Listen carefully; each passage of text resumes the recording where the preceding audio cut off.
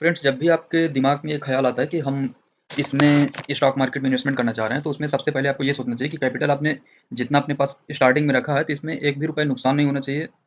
तो उसके लिए सबसे बेहतर तरीका ये है कि आप जितना कैपिटल रखें, उसको सारा एक जगह ना इन्वेस्ट करके अपने पोर्टफोलियो को डाइवर्सिफ़ाई करें, अलग-अलग जगह पे इन्वेस्टमेंट करें।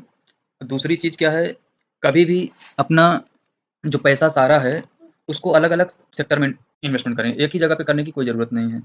दूसरा क्या है, जब भी आप इन्वेस्टमेंट करेंगे तो पहले ये देखें, कुछ सेक्टर आप सिलेक्ट कर लीजिए, उस सेक्टर में जब गिरावट हो तब इन्वेस्टमेंट करिए, जब इंक्रीमेंट उसमें हो रहा हो उस समय नहीं।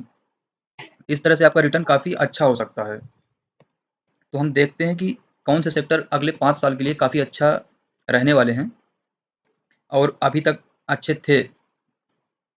इसमें जैसे आपका एनर्जी सेक्टर है, पावर सेक्टर है, ये आप देखिए पिछले कई सालों से इसका ग्राफ जो है सीधा ऊपर की तरफ ही गया है। दूसरा आप जो है इसका फार्मा सेक्टर का देख लीजिए, फार्मा सेक्टर और आईटी सेक्टर है इधर। तो इसको आप देखेंगे आईटी सेक्टर भी ओवरऑल ऊपर ही है और आपका फार्मा सेक्टर ऊपर ही है। उसके बाद एफएमसीजी देख लीजिए, मेटल देख लीजिए।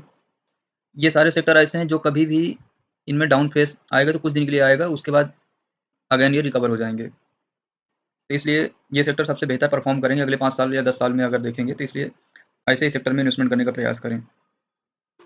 अब इनमें देखते हैं जैसे कि आपका सॉफ्टवेयर एंड आईटी सेक्टर है, इसमें टीसीएस और इन्फोसिस है जो काफ़ी अच्छा परफ़ॉर्म करते आए हैं और आगे भी होप है कि करते रहेंगे। तो जब इनमें गिरावट रहे तब आप इनमें इन्वेस्ट कर दीजिए। उसके बाद पावर सेक्टर में पावर ग्रिड और एनटीपीसी है। एनटीपीसी पावर जनरेशन का काम करती है, पावर ग्रिड आपका पावर को ट्रांसमिट करने का काम करती है। तो आप इसमें इन्वेस्टमेंट कर दीजिए। फार्मा सेक्टर में सन फार्मा और डेविस लैब है जो आपका कोविड टाइम से लेके कभी भी ये हमेशा इनका बेहतर परफॉर्मेंस ही रहा है, कभी इनको डाउन होना ही नहीं है। क्योंकि ना तो बीमारियाँ लोगों की खत्म होने वाली हैं, दवा का जो है सप्लाई हमेशा चालू रहेगा। उसके बाद आप मेटल सेक्टर देखिए, मेटल सेक्टर में आपका हिंडाल्को इंडस्ट्रीज़ है और टाटा स्टील है। अभी काफ़ी बेहतर रेट में भी मिल जाएँगे, तो आप इनको ले सकते हैं। एफएमसीजी सेक्टर में आपका हिंदुस्तान यूनिलीवर है और आईटीसी है। एफएमसीजी सेक्टर भी कैसा भी क्राइसिस चल रहा हो लेकिन उनको डाउन नहीं होना है। उनको जो है क्योंकि एफएमसीजी रेगुलर यूज़ की चीज़ें बनाते हैं, तो वो तो कंज्यूमर्स को कंज़्यूम करना ही है। इस तरह से हम इसमें इन्वेस्टमेंट कर सकते हैं और सेफ रख सकते हैं अपनी कैपिटल को। सारी कैपिटल जो है डाइवर्सिफ़ाई कर देना है अलग-अलग सेक्टर में। 2-2 3-3 स्टॉक और भी आप अपने हिसाब से पिक कर लीजिए, देख लीजिए। इनमें जो आपको ठीक लगे वहाँ पे इन्वेस्टमेंट कर सकते हैं।